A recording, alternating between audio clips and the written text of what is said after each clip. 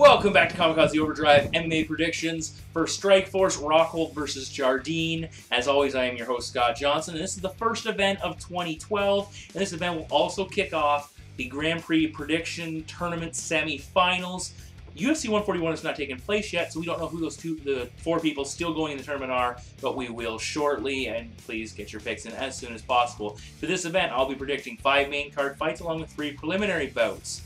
Now, before getting into the predictions, Sports Interaction has yet to post the odds for this event, but they will shortly as they continue to make a lot of strides with their posting of MMA betting options. MMABettingOdds.com, please check them out, a fantastic site. MMACrypts.com, again, thank you very much for hosting another fantastic site that I've come across recently and really enjoy posting and commenting there. I think that's enough for me. Let's get to the first set of predictions from the prelims.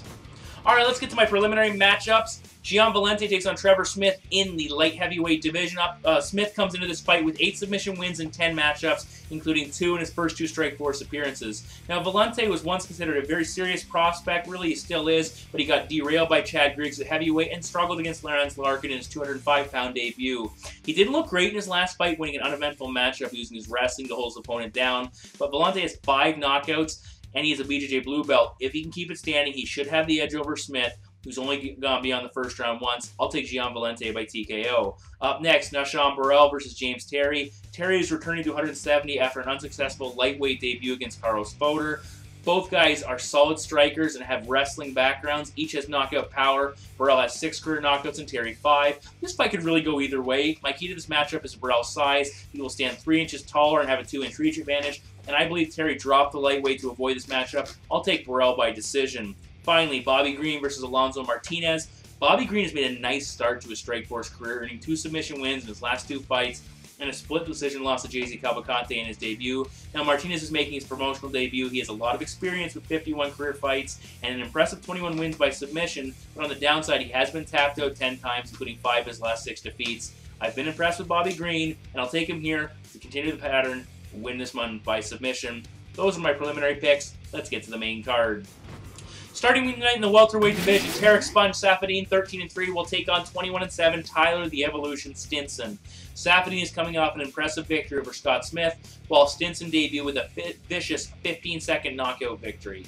Stinson's debut was far from a fluke. It was his 6th career knockout in the early moments of a fight, including a stretch back in 2008 where he won 3 consecutive bouts by KO at the 32, 16, and 33-second marks, respectively. With 15 career wins by knockout, Stinson has serious power, loading up a devastating left hook and battering his opponent with a barrage of strikes after the initial damage is done. In his debut, he ended the fight with an impressive 3-strike combo that knocked his opponent out cold. Adding to his power, Stinson is incredibly large for the welterweight division, standing roughly 6'2", 6'3", depending on the source, with a reach of 76 inches. In comparison, Saffiedine's reach is only 70.5, and he will be considerably shorter at 5'9". Now, size advantage doesn't always dictate who will emerge victorious, but it can often play a role. Now, Saffiedine has an extensive combat background. He's a black belt in karate, a blue belt in BJJ, and he has a 12-1-1 amateur kickboxing record.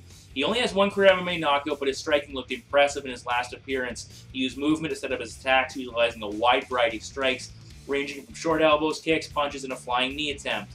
His striking was technical and crisp, and he fought at the same pace for the entire bout. But consideration should be given to the fact he was fighting Scott Smith, who is pretty much a non-entity after the first couple of minutes. While he doesn't have big knockout numbers, Saffiedine does have 5 career submission wins, which is interesting because Stinson has lost 5 to 7 bouts by tap-out. During his time in Bellator, Stinson was caught by Dan Horbuckle in a triangle submission because he simply got too aggressive when attacking. Now, as powerful as Stinson is, he does seem to get a little wild in search of the knockout, which could be an issue against a technical striker and a guy with submission capabilities like Saffiedine. Stinson has shown serious takedown defense, and with his significant size advantage, I can't see Tarek having much success if he elected to go for the takedown. Now, Saffiedine's 3 career defeats have all been by decision, with his latest against Tyron Woodley, who uses wrestling to put Tarek on his back and grind out the win. Stinson has a lot of positives going for him. He's young, and he has a lot of fight experience. He has a huge size advantage in addition to dangerous power, and if this fight finished with his hand raised, it really wouldn't be a shock to me, but in the end, I prefer the technique of Tarek Saffiedine to simply be the difference, so my prediction is Tarek Saffiedine to defeat Tyler Stinson by decision. In our second welterweight matchup, undefeated Tyrone T. Woodley, 9-0, will take on 23-7 Jordan Young Gun Meehan. Woodley is fresh off a win over Paul Daly, while Meehan has won 6 in a row and 10 of his last 11, including his debut stopping Evangelista Santos. Now, Woodley's an NCAA Division I wrestler with the majority of his wins by submission. He completes 43% of his takedowns, landing roughly 3 per fight. Against Daly and Tarek Safadine, his takedowns and top control were the key aspect. He uses the clinch along with the cage, working his opponents over with knees and using a body lock before dropping down for the takedown attempt. He will shoot from distance, but he's simply more effective in close. He has good top control and will advance his position. Against Daly, he did a nice job timing Daly's strikes before clinching, but he was only able to complete 2 of 14 takedown attempts. Now, Woodley has had issues with conditioning. He appeared fatigued as early as the first round against Nate Coy. Now, Woodley's ability to complete takedowns has a significant drop-off after the first round, where he lands 59% compared to 31% in the second and third. Now, Jordan Meehan is significantly younger, but he has a lot more fight experience, actually triple the fights. His takedown defense will be the key to his success in this fight. He has been submitted 4 times, but all came early in his career. He got taken down by Josh Berkman and Joe Riggs, but in each bout he was able to quickly scramble back to his feet and defend any subsequent attempts. He has 7 career submission wins, but he will be in tough against a power wrestler. Now, Meehan's strong point is his striking. He brings a relaxed style of pressure, limiting his opponent's mobility by keeping their back towards the cage, which is something Woodley has had problems with. He has power with 13 knockouts, and in his fight with Marius Saromskis, he showcased his dexterity, constantly changing angles and stances. On the cage, he used a series of body blows to break Josh Berkman's clinch and overwhelm Santos with a barrage of elbows. He has power in his right hand with excellent combinations and will mix in a spinning back fist. His kicks are impressive, and he will set them up with his boxing and vice versa. Now, he manages his range quite well, using his left hand to gauge the distance, and he does a nice job using movement to evade his opponent's attacks. Woodley's striking is improving, and he has power stopping Andre Galboa, but against Coy, Tyrone's allowed his opponent to attack first and get the better of the exchanges, and he appeared very uncomfortable with the power of Paul Daly when they were at distance. Now, Woodley relies on his wrestling to nullify his opponent's striking, but he has appeared vulnerable, especially when he can't get the fight to the ground. Meehan will look to build upon the success of Tyrone's recent opponents, endure the early onslaught, and as Woodley begins to fade, pick him apart on the feet. Meehan will be the taller fighter with a reach advantage that will force Woodley to shoot from the outside and give Meehan leverage in the clinch. In pursuit of the early takedowns, Woodley's endurance will be taxed, and if he can't secure them, he'll be forced out of his comfort zone. Now, Woodley took advantage of Paul Daly when he got too aggressive. Look for Meehan to remain composed, which will limit Tyrone's opportunities to close the distance. Overall, Meehan has more tools than his opponent and far more experience, so my prediction is the upset, Jordan Meehan to defeat Tyrone Woodley by TKO. In the light heavyweight division, former champion Muhammad King Mo Lawal 8-1 meets undefeated 12-0 Lorenz Monsoon Larkin.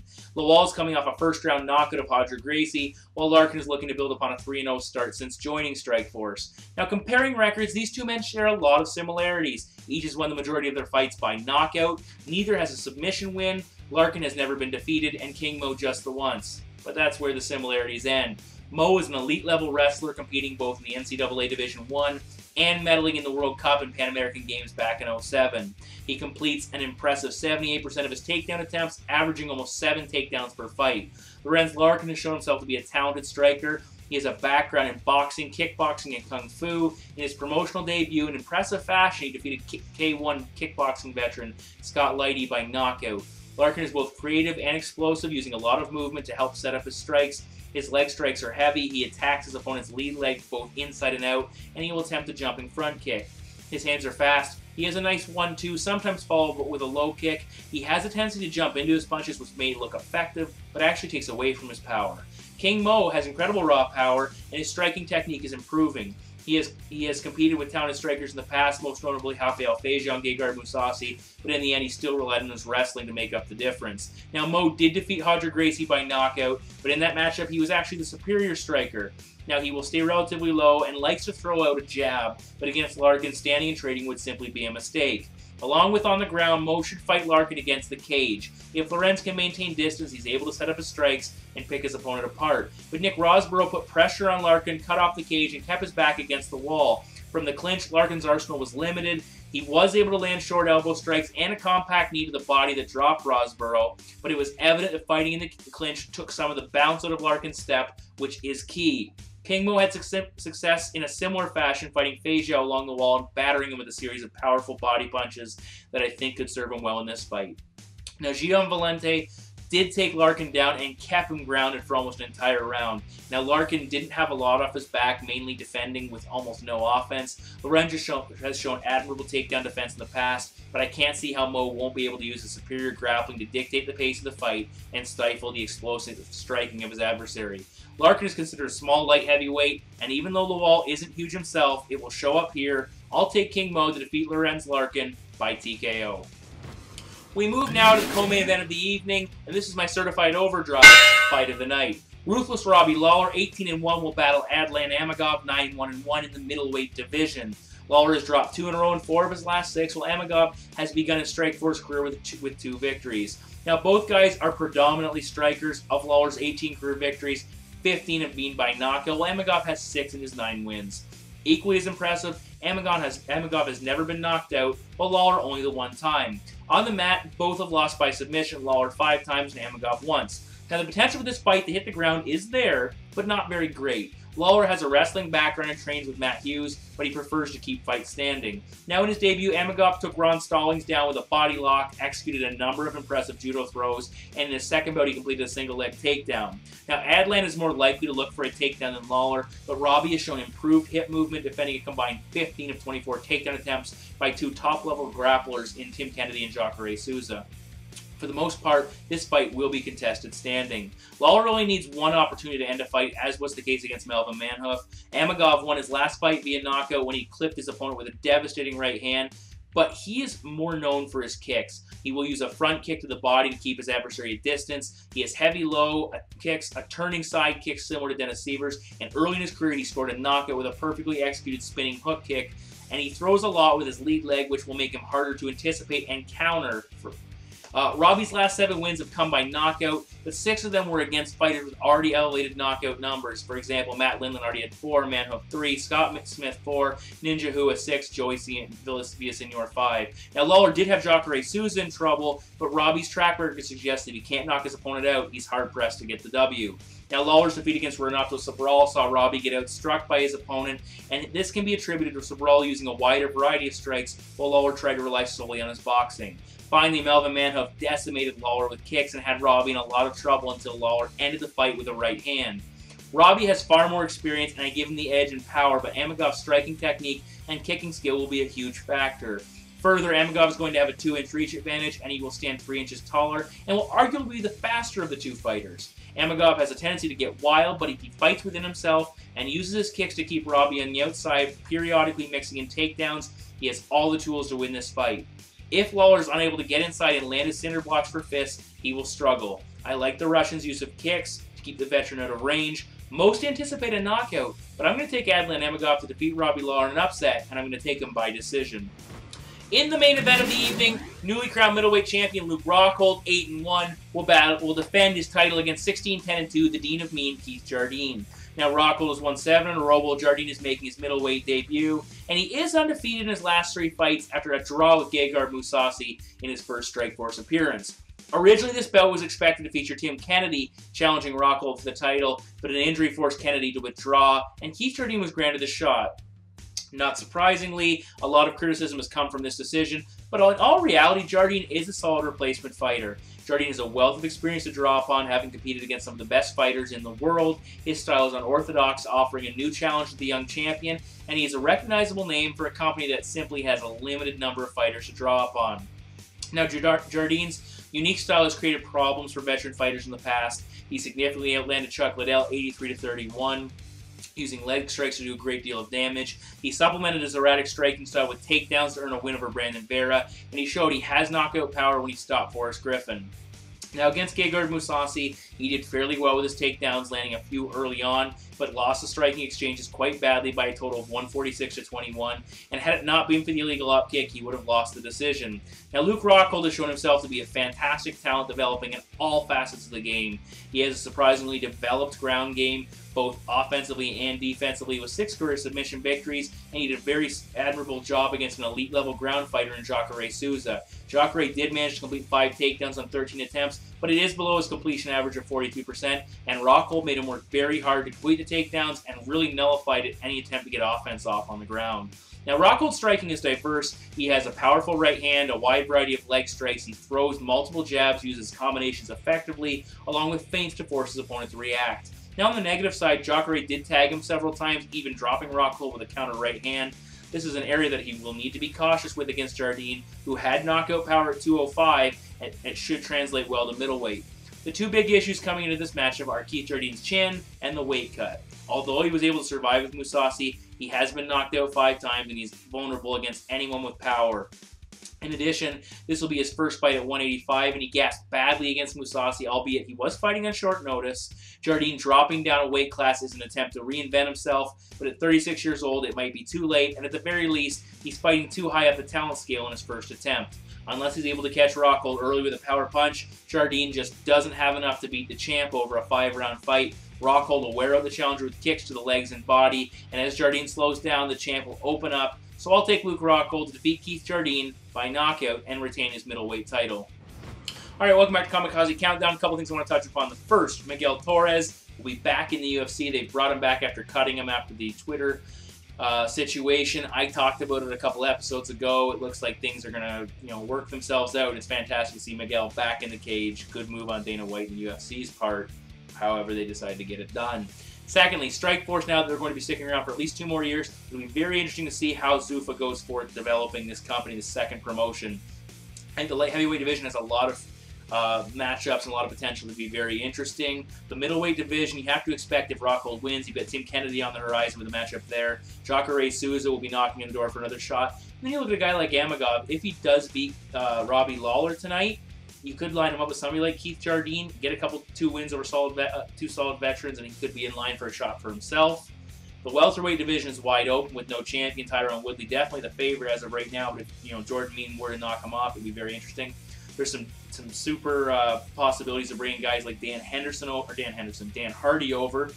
That would be interesting. Give him a fresh start, new competition, and see how he fares in Strikeforce. Maybe go out and sign some guys like a John Howard. Very interesting there. We'll see if Paul Daly continues to compete for Strikeforce. I hope he does. I really enjoy watching Daly fight. And of course, there's the issue with Gilbert Melendez. What do you do with Gilbert Melendez? Who do you match him up against? What is left out there for him? Right now, Carlos Fodor seems like he's a legitimate challenger after he stopped Justin Wilcox in the prelims of the last one. But again, who's Carlos Fodor in the eyes of most fans? It'll be a tough sell, especially with Melendez being very uneventful in his last fight. Either way, lots of interesting things going forth with Strikeforce. Very happy to see them sticking around.